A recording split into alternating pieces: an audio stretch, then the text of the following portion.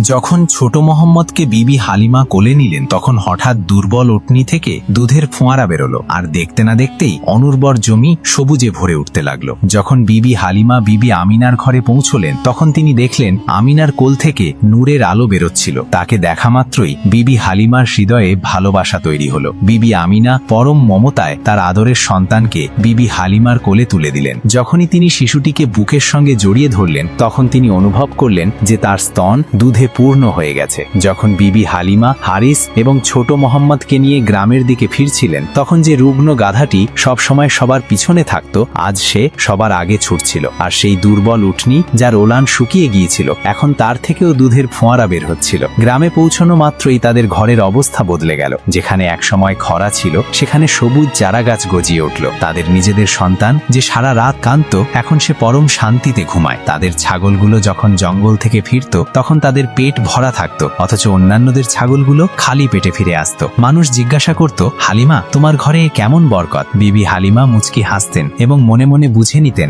এ সবই ছোট্ট শিশুর বরকত। যখন হালিমা চুলাতে রুটি সেকতেন তখন আগুনের উত্তাপ তিনি অনুভব পর্যন্ত করতেন না। এভাবেই নবী পাক হালিমার ঘরে অবস্থান করছিলেন। বিবি হালিমা নবী পাককে নিজের সন্তানের চেয়েও বেশি ভালোবাসতেন। ঘন্টার পর ঘন্টা প্রিয় নবীজিকে কোলে নিয়ে তার চেহারার উজ্জ্বলতা দেখতেন এবং বলতেন, আমাকে এই শিশুটি কখনো কোনো কষ্ট দেয়নি, বরং সে আমার সব কষ্ট দূর করে দিয়েছে। আমার ঘর তো জান্নাত হয়ে গেছে। যে ঘর একসময় অভাব আর দারিদ্র্যের মধ্যে ছিল এখন সেই ঘর বরকত আর রহমতে ভরে গেছে। সুবহানাল্লাহ।